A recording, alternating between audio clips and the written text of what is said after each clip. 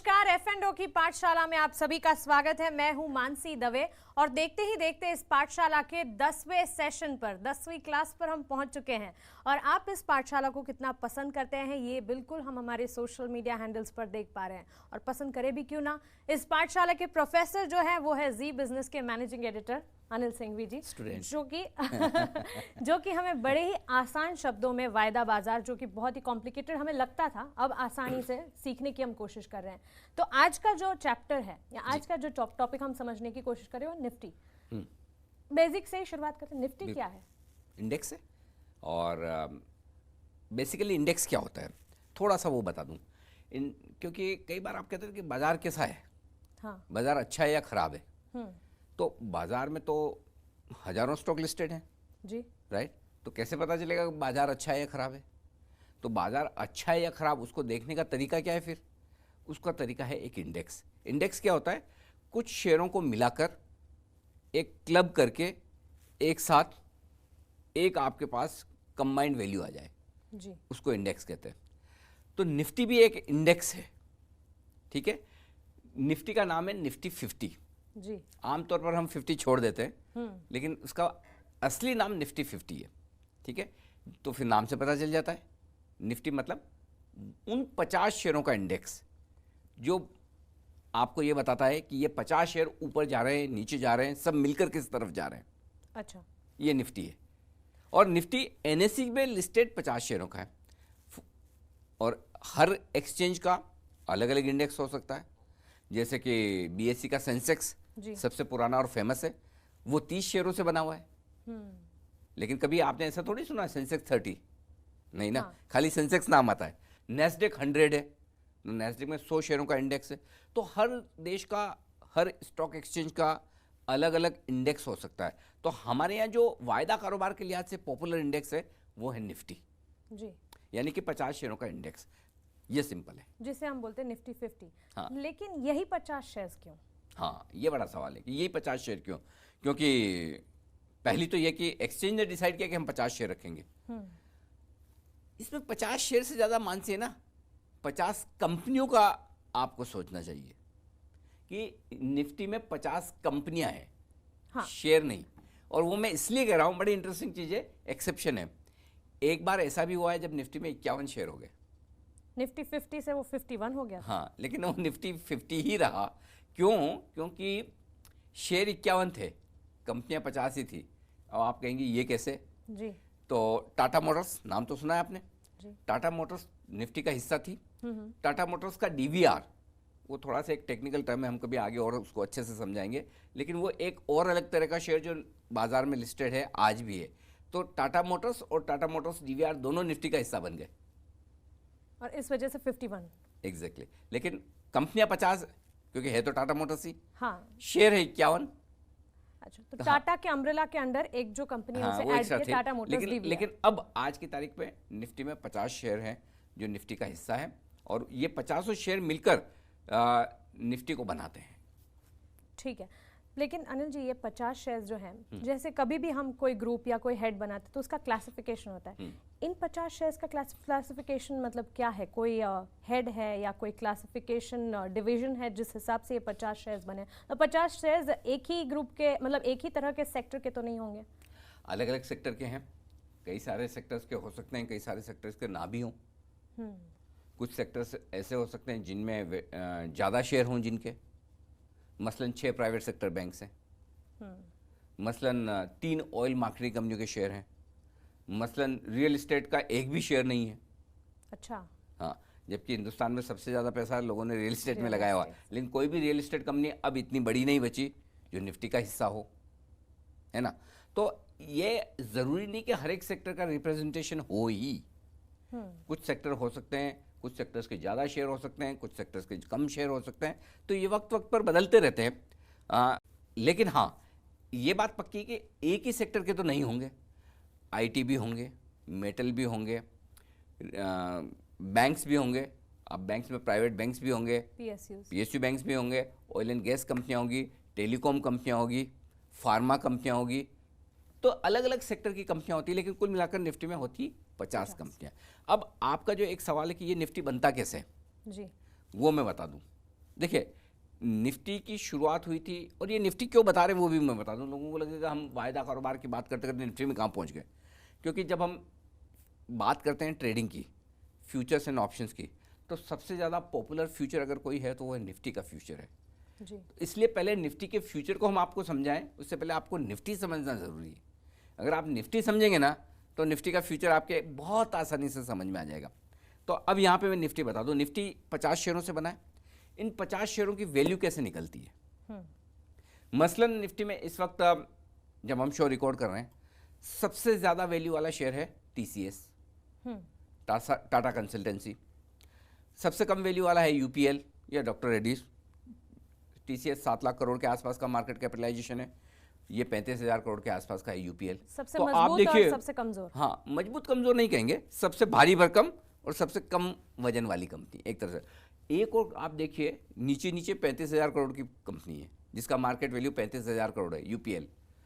दूसरी तरफ उससे 20 गुना बड़ी 7 लाख करोड़ की कंपनी है।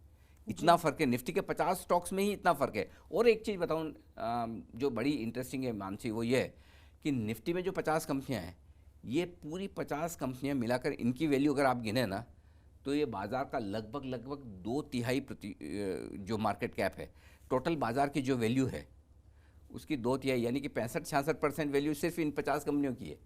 अच्छा, मतलब काफी सारा निफ्टी से ही जुड़ा हुआ है मतलब ये इसका मतलब ये है कि अगर जहां आपके पास 65% वैल्यू वाली कंपनियां हैं तो मार्केट का मूड का अंदाजा तो आपको लग ही जाएगा ना। इसीलिए निफ्टी में वो 50 कंपनियां हैं। अब ये इनकी वैल्यू कैसे कैलकुलेट की जाती है? तो 50 कंपनियां हैं, हर एक कंपनी की अलग वैल्यू है। जैसे मसलन टीसीएस 7 लाख करोड़ का है और यूपीएल 35,000 करोड़ का, तो हर एक की वैल्यू सेम तो नहीं होगी जी। जिस कंपनी की जितनी वैल्यू है सबकी वैल्यू गिन लो, उस वैल्यू को गिनने के बाद 50 से डिवाइड कर दो। लेकिन इसमें थोड़ा सा कैच है, निफ्टी की जो वैल्यू गिनी जाती है ना, वो गिनी जाती है फ्री फ्लोट के बेसिस पर। थोड़ा मुश्किल है, ये सवाल ही हो गया, ये तो। सवाल ही हो गया। अब फ्री फ्लोट क्या है? देखिए, अगर कोई एक कंपनी है, उस कंपनी में शेयर होल्डर कौन कौन होते हैं? एक तो प्रमोटर है, हर कंपनी में प्रमोटर तो होता ही है आमतौर पर। कोई एल&टी आईटीसी जैसी छोड़ दे जहाँ प्रमोटर नहीं है और प्रोफेशनली मैनेज कंपनी है, बट अदरवाइज प्रमोटर होते ही हैं, राइट? तो शेयर होल्डर सबसे बड़े प्रमोटर होते हैं। प्रमोटर के अलावा फिर दूसरे शेयर होल्डर होंगे, जिसमें कोई रिटेल होगा, जिसमें कोई आपका फंड्स होंगे, एफआईज होंगे, बैंक्स होंगे। तो फ्री फ्लोट का मतलब ये कि जितने प्रमोटर की शेयर होल्डिंग है उसको तो कर दीजिए अलग। कि मतलब कोई सरकारी कंपनी जिसमें 75% हिस्सेदारी सरकार की है, तो उसका फ्री फ्लोट बचा 25%। और वो ऐसा क्यों? क्योंकि आमतौर पर जब निफ्टी का वेटेज कैलकुलेट करते हैं हम कि इस कंपनी का वजन निफ्टी में कितना होना चाहिए, तो जो फ्री फ्लोट है वही गिना जाता है। और ये कॉन्सेप्ट इसलिए है कि हम आमतौर पर ये मानकर चलते हैं कि प्रमोटर अपनी कंपनी का शेयर बेचने नहीं आएगा, और वो शेयर जनरली रोज रोज ट्रेड नहीं होता बाजार में। तो जो शेयर रोज ट्रेड होता है उसके बेसिस पर मार्केट कैपिटलाइजेशन बनाई जाए। ओके, तो प्रमोटर शेयर होल्डिंग को अलग कर दो, और जो बची हुई है उस शेयर होल्डिंग को आप फ्री फ्लोट मानेंगे, और उसके बेसिस पर आप उस कंपनी का मार्केट कैपिटलाइजेशन निकालेंगे। कि हो सकता है इस केस में आईटीसी एल&टी का मार्केट कैपिटलाइजेशन भले वैसे कम हो, लेकिन फ्री फ्लोट होने की वजह से बढ़ जाता है। टीसीएस में मार्केट कैपिटलाइजेशन बहुत ज़्यादा हो, लेकिन फिर भी 75% अगर प्रमोटर के पास है तो उतना नहीं होगा, थोड़ा कम होगा। सरकारी कंपनियों में भी ऐसा हो सकता है। तो मार्केट कैपिटलाइजेशन जो निकाला जाता है वो प्रमोटर्स की शेयर होल्डिंग को हटाकर फ्री फ्लोट के बेसिस पर निकाला जाता है। और जो फ्री फ्लोट मार्केट कैप होता है सारी 50 कंपनियों का, उन्हें जोड़ दिया जाता है, और फिर उन्हें आप 50 से डिवाइड करते हैं और इंडेक्स को निकालने की कोशिश करते हैं। एक फॉर्मूला है उसका भी जो हम आगे बताएंगे। पाठशाला में हम वायदा बाजार को समझने की कोशिश कर रहे हैं और मेरे साथ जुड़े हैं जी बिजनेस के managing editor Anil Singhvi. Anil ji, Nifty के बारे में हम सीख रहे हैं, उसके बाद निफ्टी फ्यूचर्स की तरफ हम बढ़ रहे हैं, लेकिन निफ्टी जो है ये इसकी शुरुआत कहाँ से हुई? क्या मतलब निफ्टी अगर 10,800 आज है तो क्या ये कभी एक अंक था? ना, एक नहीं था, 1,000 था। 1,000 हाँ, था। 1,000 से शुरुआत हुई, और ये शुरुआत हुई एक्चुअली वैसे निफ्टी 1996 से ट्रेड होना शुरू हुआ, लेकिन इसका बेस ईयर जो था वो 1995 था। ठीक है। तो 1995 में निफ्टी की जो 50 कंपनियां थी उनकी बेस वैल्यू मान ली गई 1,000 रुपये। हालांकि उस समय उन 50 कंपनियों की वैल्यू जो होती थी वो 2 लाख करोड़ के आसपास होती थी।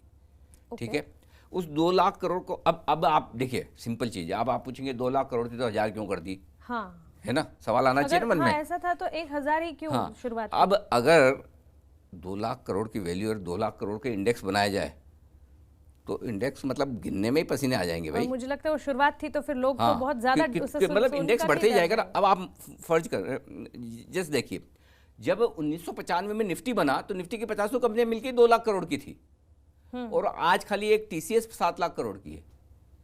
अच्छा, है ना, तो 1995 से 22 साल में, 23 साल में आप देखिए कितनी वैल्यू बढ़ गई। तो उस समय जब ये 50 कंपनियां थी, इन 50 कंपनियों के मार्केट कैप था 2 लाख करोड़ के आसपास का, और उनको मिलाकर जो इंडेक्स बनाया वो बेस बन गया एक तरह से 1000 का। ओके। तो आप ये देखिए 2005 में जो निफ्टी 1000 पॉइंट की थी, आज 10,800 के आसपास की है जब हम ये शो रिकॉर्ड कर रहे हैं। बिल्कुल ठीक है, 10,800 11,000 के आसपास की है। तो 11,000 की, यानी कि आप देखिए 1995, 2005, 2015, यानी कि 23 साल में 11 गुना हो गई निफ्टी। और क्या ऐसे कह सकते हैं कि तब वो 50 कंपनियों की जो वैल्यू थी आज वो एक कंपनी की वैल्यू हो रही है उस हिसाब से? नहीं, वो एक अलग चीज़ है, वो आपके इंडेक्स में दिख रही ना भाई। वो जो 50 कंपनियों की वैल्यू जब 1000 थी वो 11 गुना हो गई, आप ऐसा देखिए। ठीक है, कैसे? अब आज अगर आपको निफ्टी की वैल्यू निकालनी है तो कैसे निकालेंगे? 50 कंपनियां तब भी थी, 50 कंपनियां आज भी है जी, राइट। आज का जो मार्केट कैपिटलाइजेशन है सारी 50 कंपनियों का, फ्री फ्लोट के बेसिस पे, जो हमने पिछले एपिसोड में बताया था, जिसका पिछली क्लास में formula आप बताया हमें था, बताने बता दिया। वाले हैं। हाँ, तो वो फॉर्मूला बता देता हूँ। समझिए सारी कंपनियों का जो भी वैल्यू है फ्री फ्लोट वाली, वो निकाल लीजिए, टोटल कर लीजिए, उसको डिवाइड कर लीजिए उस दिन के, इसे मैं जब note जब down कर निफ्टी, हाँ, जब निफ्टी ने शुरुआत की थी उस दिन से डिवाइड कर लीजिए, मल्टीप्लाइड बाई 1000 कर लीजिए, आपका फॉर्मूला निकल कर आपका मार्केट कैपिटलाइजेशन, आपका आज का निफ्टी आ जाएगा। तो बहुत सिंपल है। हालांकि मैं एक चीज़ बताऊं, ट्रेडर्स को, इन्वेस्टर्स को उतना डीप में जाने की ज़रूरत नहीं, ये आपकी समझ के लिए कि आप सिर्फ इतना समझ लीजिए, निफ्टी की वैल्यू 1995 में 1000 थी, आज 11,000 के आसपास है। तो निफ्टी की कंपनियों की वैल्यू, कंबाइंड वैल्यू आज की तारीख में 11,000 है, अगर आप बेस 1995 का मान के चलते हैं तो ये निफ्टी का फ्री फ्लोट के बेसिस पर एक फॉर्मूला है जो आप कह सकते हैं कि जिसके बेसिस पर निफ्टी की हर रोज, हर मिनट, हर सेकंड कैलकुलेशन होती है। सिंपल। ठीक है, लेकिन निफ्टी में जो अलग अलग कंपनियां हैं, जो शेयर्स हैं, क्या ये समय समय पर बदलते हैं या फिक्स रहते हैं? बिल्कुल बदलते हैं, और कहते हैं ना वो परिवर्तन संसार का नियम है। हाँ। वैसे ही परिवर्तन निफ्टी का भी नियम है। साल में 2 बार आमतौर पर निफ्टी की रीबैलेंसिंग की जाती है, जैसे आप कह रहे हैं कि बदलते रहते हैं। जी हाँ, साल में 2 बार की जाती है, इसे सेमी एनुअल कहते हैं, यानी कि साल में 2 बार, जनवरी और जुलाई में। ये देखा जाता है कि क्या निफ्टी में कुछ बदलाव करने की ज़रूरत है, तो साल में 2 बार ये बदलाव किए जाते हैं। और जैसे ये बदलाव होते हैं तो उसके बाद आप ये मार्च का महीना और सितंबर का महीना, इसकी जो वायदा कारोबार की एक्सपायरी होती है, एक्सपायरी हमने समझा दी है पहले ही। जी जी। हाँ, नहीं अगर आपको याद नहीं तो एक बार रिवीजन कर लीजिए। हम हर महीने के हाँ, आखिरी गुरुवार को हाँ, एक्सपायरी होती है, तो और अगर गुरुवार को छुट्टी हुई तो उसके छुट्टी का बराबर याद है मानसी को, देखो ये परफेक्ट स्टूडेंट है एकदम, छुट्टी याद रखती हो। तो मार्च का महीना और सितंबर का महीने की जो भी एक्सपायरी होती है उसके नेक्स्ट डे से, यानी कि यूँ समझ लीजिए कि अप्रैल और अक्टूबर की सीरीज जिस दिन से शुरुआत होती है उस दिन निफ्टी के बदलाव लागू किए जाते हैं। और ये पहले से आपको महीना पर पहले बता देता है एक्सचेंज कि ये बदलाव निफ्टी में होने वाले हैं। ठीक है, तो निफ्टी में डेफिनेटली बदलाव होते हैं, शेयर अंदर आते भी हैं, शेयर बाहर निकलते भी हैं, उनके अलग अलग क्राइटेरिया। अच्छा, तो ये रीबैलेंसिंग कंपनी के परफॉर्मेंस के हिसाब से होती है, अगर परफॉर्मेंस खराब है। कंपनी की परफॉर्मेंस नहीं, उसके क्राइटेरिया अलग है। जानना चाहते हैं? जी, मुश्किल है, दिमाग लगाना पड़ेगा। तैयार है? तैयार है। 6 क्राइटेरिया है। 6 क्राइटेरिया? हाँ, निफ्टी में कोई भी शेयर अंदर या बाहर होता है, उसके 6 क्राइटेरिया। कैसे? सबसे पहले तो ये है कि जो निफ्टी में वही कंपनी आ सकती है जो हिंदुस्तान की कंपनी है। अच्छा, जो हिंदुस्तान में रजिस्टर्ड है वही कंपनी निफ्टी में आ सकती है। मसलन समझिए, आज हमारे हिंदुस्तान के कई सारे शेयर बाहर रजिस्टर्ड, बाहर ट्रेड होते हैं, जैसे इन्फोसिस, टाटा मोटर्स, इनके एडीआर, जीडीआर ट्रेड होते हैं ना। कल को कोई फेसबुक, कोई गूगल भी तो हिंदुस्तान में आके लिस्ट हो सकता है। जी, हो सकता है ना, लेकिन वो निफ्टी में शामिल नहीं होगा क्योंकि वो इंडियन कंपनी नहीं है। तो वो कंपनी इंडिया में रजिस्टर्ड होनी चाहिए, इंडिया की कंपनी होनी चाहिए, वही निफ्टी का हिस्सा बन सकती है। तो पहली कंडीशन तो ये है, वो इंडिया की होनी चाहिए। दूसरी कंडीशन, वो कंपनी जो टॉप 100 शेयर हैं निफ्टी के या एनएससी के कह दें, जिसको निफ्टी 100 इंडेक्स भी बोलते हैं, उनमें आमतौर पर ये 100 शेयर आई जाते हैं। उन 100 शेयरों में से वो शेयर हो सकते हैं जो वायदा कारोबार का हिस्सा है। अगर कोई स्टॉक वायदा कारोबार में नहीं है तो वो निफ्टी में नहीं आ सकता। मतलब निफ्टी में जो भी स्टॉक्स है वो सारे वायदा कारोबार का हिस्सा है। हाँ, परफेक्ट। इसको देखने का तरीका ये भी है कि जो निफ्टी के स्टॉक है वो हमेशा वायदा कारोबार में होंगे ही होंगे, और जो शेयर वायदा कारोबार में नहीं है वो निफ्टी का हिस्सा बन ही नहीं सकता। तो ये दूसरी कंडीशन हो गई। अब तीसरी बताऊं, जो थोड़ी मुश्किल है। कुछ लिक्विडिटी के क्राइटेरिया है। लिक्विडिटी का मतलब ये कि जब भी आप कोई शेयर खरीदते हैं और बेचते हैं तो उस शेयर में आराम से सौदा हो, आपका सौदा करने में मुश्किल ना हो, इतने बायर सेलर हर वक्त रहें। उसका एक फॉर्मूला है जो कि 6 महीनों के अलग अलग बेसिस पे निकाला जाता है कि अगर 6 महीने में आप 10 करोड़ का ऑन एन एवरेज ट्रेड हमेशा हो रहा है तो आधा % से ज़्यादा की इम्पैक्ट कॉस्ट ना आए। उतना आपको डीप में जाके समझने की ज़रूरत नहीं, जो समझते हैं उनके लिए। तो एक लिक्विडिटी का क्राइटेरिया है, तीसरा नंबर। चौथा नंबर मार्केट कैपिटलाइजेशन का है। हर एक कंपनी नहीं आ सकती निफ्टी में। मार्केट कैपिटलाइजेशन यानी कि उसकी साइज़ बड़ी होनी चाहिए, वही आ सकती है। तो average free float market capitalisation उस कंपनी का ऐसा होना चाहिए जो उसको निफ्टी में ला सके। कैसे? जैसे अब निफ्टी में 50 तो ऑलरेडी है जी। अब कोई 51वां वाला बोले मुझे घुसना है अंदर, तो घुसेगा कब? कोई बाहर निकलेगा तब तो ना, है ना? जब कोई एक निकल जाए, कोई अगर है ना, लुपिन, डॉक्टर रेड्डी, यूपीएल पीछे पीछे लटके हुए हैं लास्ट 47, 48, 49, 50 नंबर पे, वो रडार पर है। हाँ, और कोई दूसरी कंपनी सोचे कि मैं घुस जाऊं इसकी जगह, तो फिर वो कैसे घुसेंगे? उसके घुसने का तरीका ये है कि जो आखिरी कंपनी है निफ्टी में 50वें नंबर की, उसे गिराओ। और गिराने का फॉर्मूला है कि आपकी साइज गिराने के लिए उससे 1.5 गुना बड़ी होनी जरूरी है जी, तो ये आप घुस सकते हैं, अदरवाइज नहीं घुस पाएंगे। 1.5 गुना बड़ी होनी चाहिए। हाँ, जिस कंपनी को एंटर करना है निफ्टी में, तब जाके आप घुस सकते हैं। वो भी 6 महीने का फॉर्मूला है। और एक और चीज़ है, हाँ, इसमें एक रिलैक्सेशन है। अगर कोई नई कंपनी आईपीओ लेकर आ रही है, पब्लिक इश्यू, और उसको घुसना है तो 3 महीने में भी घुस सकती है। उसके लिए 6 महीने का रिकॉर्ड होना जरूरी नहीं है। और छठा फॉर्मूला ये है कि जो उसकी ट्रेडिंग फ्रिक्वेंसी है, मतलब पिछले 6 महीने में वो कंपनी हर रोज ट्रेड होनी चाहिए। वो तो होती है, अब इतनी बड़ी कंपनी तो उसमें ट्रेडिंग तो रोज होनी है। तो ये 6 अलग अलग क्राइटेरिया है जिसके बेसिस पर कोई स्टॉक निफ्टी के अंदर आ सकता है। इन 6 क्राइटेरिया को अगर आप इसमें से एक भी पूरा नहीं करते हैं, जगह नहीं मिलेगी निफ्टी में। 6 के 6 होने चाहिए। चलिए, तो क्योंकि धीरे धीरे अब हम जो सबसे इंपॉर्टेंट लेवल है वहां पर पहुंचते चले जा रहे हैं, और इस चैप्टर को हमें समझाएंगे जी बिजनेस के मैनेजिंग एडिटर अनिल सिंघवी जी। मुश्किल तो नहीं हो रही? पिछली कुछ क्लासेस में थोड़ा सा हमने ज्ञान ज्यादा दे दिया। नहीं, लेकिन मैं क्राइटेरिया एकदम पढ़ के आई हूँ। अगर आप तो बोले मैं टेस्ट भी दे सकती हूँ यहाँ पर। किसी को भी दर्शक को ये लगे कि थोड़ा मामला मुश्किल है, हाँ, तो उसको रिवाइज कर लें हमारे। हाँ, एक चीज पक्की है कि एफएनओ की ये क्लास है ना, जरूरी नहीं कि एक बार में समझ में आ जाए। हाँ, आसान नहीं है। तो इसका सॉल्यूशन एक ही है, रिवीजन। तो आप सोशल मीडिया पर, यूट्यूब पर हमारे सारे एपिसोड्स हैं, एक बार फिर से देख लें।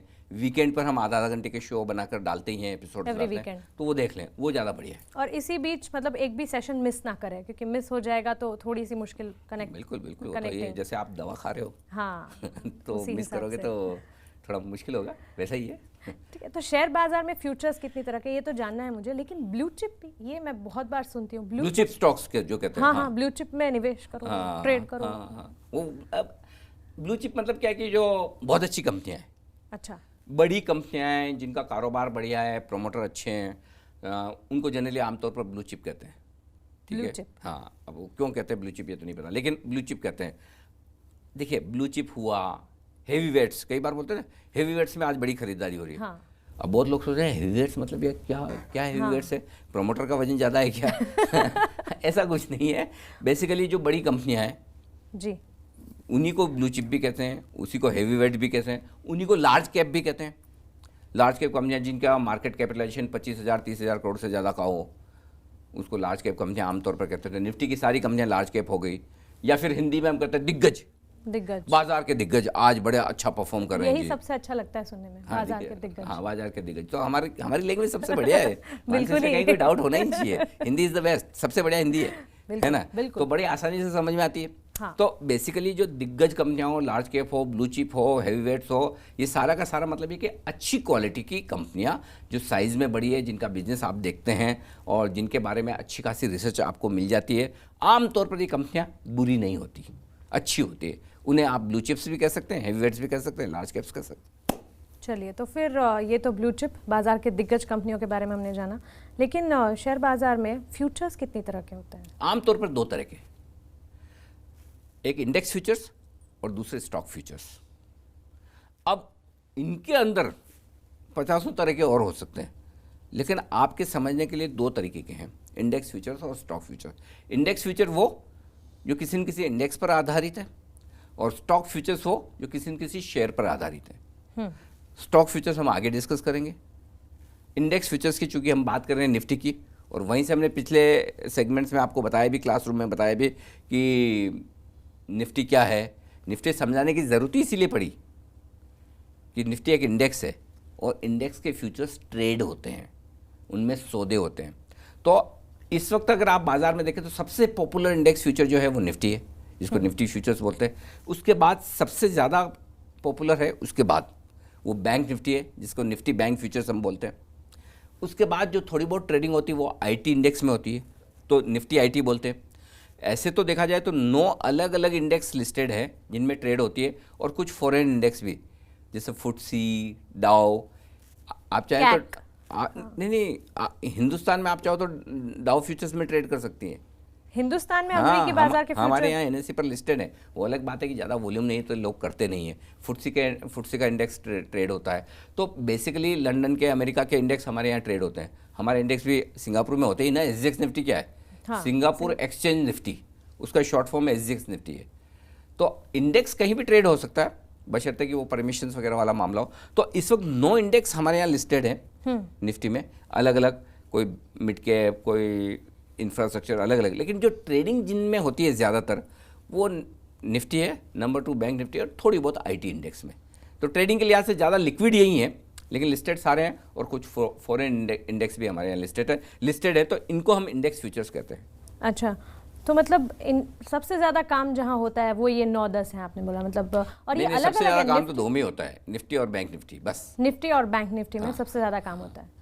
अच्छा, तो इंडेक्स फ्यूचर्स मतलब थोड़ा डिटेल में बताएं कि फ्यूचर्स की वैल्यू अगर निकालनी है। हाँ, ये अच्छा आइडिया है, ये अच्छा सवाल है। इंडेक्स फ्यूचर की वैल्यू कैसे निकलेगी? हाँ, जैसे इंडेक्स की निकलेगी। मसलन निफ्टी क्या है? 50 शेयरों का इंडेक्स है जी। वो 50 शेयर ऊपर हो रहे हैं, नीचे हो रहे हैं, जो भी हो रहे हैं वो आपके सामने आता रहता है हर वक्त। तो जब आप निफ्टी का फ्यूचर ट्रेड कर रहे हैं तो निफ्टी के इंडेक्स की वैल्यू के ऊपर ट्रेड कर रहे हैं। तो जो वैल्यू निफ्टी के इंडेक्स की है उसके आसपास, कभी थोड़ा ऊपर कभी थोड़ा नीचे हो सकती है, लेकिन उसके आसपास ही निफ्टी फ्यूचर्स की भी वैल्यू होगी। करेक्ट? समझ गए आप, या थोड़ा और समझाऊं? थोड़ा और आसान। निफ्टी कैलकुलेट करने का फॉर्मूला मैंने पिछली बार आपको बता दिया जी। और आपको एज एन इन्वेस्टर या ट्रेडर कैलकुलेट करने की ज़रूरत ही नहीं है, क्योंकि एक्सचेंज हर वक्त आपको निफ्टी ट्रेड करके आपकी स्क्रीन पर दिखाता है। एक्सचेंज की साइट पर लाइव आपको मिलता है, ब्रोकर की साइट पर मिलता है। अगर आप ऑनलाइन ट्रेड करते हैं तो आपकी साइट पर हमेशा निफ्टी का वैल्यू आपके पास आता रहता है। अगर आप निफ्टी के फ्यूचर्स में ट्रेड कर रहे हैं तो आपको निफ्टी स्पॉट लेवल या कैश लेवल जिसको बोलते हैं, जो निफ्टी का लेवल आ रहा है उसको है ना आम बोलचाल की भाषा में निफ्टी स्पॉट कहते हैं या निफ्टी कैश कहते हैं। वो इसलिए कहते हैं ताकि कैश और फ्यूचर का आपको फ़र्क पता चले। तो उसके बेसिस पर आप फ्यूचर ट्रेड करते हैं और फ्यूचर की जो प्राइस है वो कैश मार्केट की निफ्टी के आसपास ही होती है। मसलन निफ्टी अगर 10,840 पर ट्रेड कर रहा है स्पॉट मार्केट में, कैश मार्केट में, तो फ्यूचर में 10-20 पॉइंट प्रीमियम या 2-5, 10-15 पॉइंट डिस्काउंट पे ट्रेड करेगा। अच्छा, थोड़ा सा ही डिफरेंस। हाँ, प्रीमियम या डिस्काउंट थोड़ी थोड़ी हो सकती है, जो हम आगे आपको बताएंगे आगे आने वाली क्लासेस में कि कोई स्टॉक या कोई इंडेक्स डिस्काउंट या प्रीमियम में क्यों ट्रेड करता है। जी। आमतौर पर ये सारे इंडेक्स जो भी हैं जो कैश मार्केट की प्राइस है उससे थोड़ी प्रीमियम पर ट्रेड करते हैं हमेशा। तो फ्यूचर में आमतौर पर दाम, अगर कैश में समझिए निफ्टी 10,850 ट्रेड कर रहा है तो हो सकता है वहाँ 10,870, 10,875 हो, थोड़ा सा डिफरेंस, थोड़ा सा ऊपर रहेगा बस। तो आपको एक चीज़ समझ लेना है, फ्यूचर की प्राइस क्या होगी, वो फ्यूचर की प्राइस कैश मार्केट की प्राइस से पता चलती है और कैश की प्राइस हमेशा आपके सामने होती है। जी बिल्कुल। अनिल जी, जैसे आप कह रहे हैं कि सिर्फ निफ्टी में ही ज़्यादातर ट्रेड होता है, तो सारे इंडेक्स में क्यों ट्रेड नहीं होता है फिर? हाँ, ये भी बात इंटरेस्टिंग है, क्यों नहीं होता, इसका जवाब कैसे दिया जाए। मानसी, सिंपल है, देखिए ये लोगों की चॉइस है कि उन्हें किस में ट्रेड करना है। बड़ी इंटरेस्टिंग बात है, लोग बाजार का मूड जानने के लिए सेंसेक्स की तरफ देखते हैं कि सेंसेक्स कितना ऊपर नीचे है, लेकिन जब ट्रेड करने का नाम आता है तो सेंसेक्स के फ्यूचर ट्रेड करने के बजाय निफ्टी के फ्यूचर्स में ज़्यादा ट्रेड होता है। एक्चुअली क्या है, जो भी इंडेक्स पॉपुलर होता जाता है उसमें ट्रेडिंग का मूड जिन लोगों का ज़्यादा बनता है। अब हुआ क्या, सेंसेक्स के फ्यूचर्स लेट शुरुआत हुए, निफ्टी के फ्यूचर्स पहले हो गए, तो लोग वहाँ ट्रेड करना शुरू कर दिए। तो होता क्या है, एक बार जैसे पहले आपकी ट्रेड करने की आदत पड़ जाती है तो वहाँ वॉल्यूम होने लगता है, लिक्विडिटी आने लगती है, तो वॉल्यूम को खींचता है, तो फिर लोग सोचते हैं चलो ठीक है, यहीं ट्रेड हो रहा है, यहीं काम होता है, यहीं करते रहें। तो ऐसी कोई खास वजह नहीं है, लेकिन अब अल्टीमेटली आप कितने इंडेक्स ट्रेड करेंगे, इरादा तो लोगों का वही है, ट्रेड करना। और अगर जिस किसी का हेजिंग करने का भी इरादा है तो एक इंडेक्स से भी हेजिंग हो जाती है ना जी। तो फिर बार बार अलग अलग ट्रेड करने की ज़रूरत क्या है। और यही वजह है कि सबसे ज़्यादा पॉपुलर निफ्टी है, और बैंक निफ्टी इसलिए पॉपुलर है कि बैंक निफ्टी में फिर है ना, निफ्टी का 35% हिस्सा लगभग बैंकिंग शेयरों से आता है। SBI है और बाकी 6 आपके सरकारी बैंक हैं, तो इसलिए इस प्राइवेट बैंक हैं, इसलिए ज़्यादातर पॉपुलर सबसे ज़्यादा निफ्टी है और उसके बाद थोड़ा बैंक निफ्टी। तो ज़रूरी नहीं कि हर एक इंडेक्स जो लिस्टेड हो उसमें ट्रेड हुई। अब डाउ फ्यूचर्स यहाँ पर लिस्टेड है, लेकिन मेरा इंटरेस्ट ही नहीं डाउ में तो नहीं है, मैं अपना निफ्टी ट्रेड कर लूँ, बात खत्म। तो इसलिए ज़रूरी नहीं कि सारे इंडेक्स फ्यूचर्स इतने पॉपुलर हों। सीधा एग्जाम्पल है, निफ्टी इतना पॉपुलर है और सेंसेक्स कम। जी बिल्कुल। तो सवाल तो यही है, फ़ायदा कमाना, और जवाब आपको यही मिलेगा। कैसे? वायदा बाजार F&O की पाठशाला में।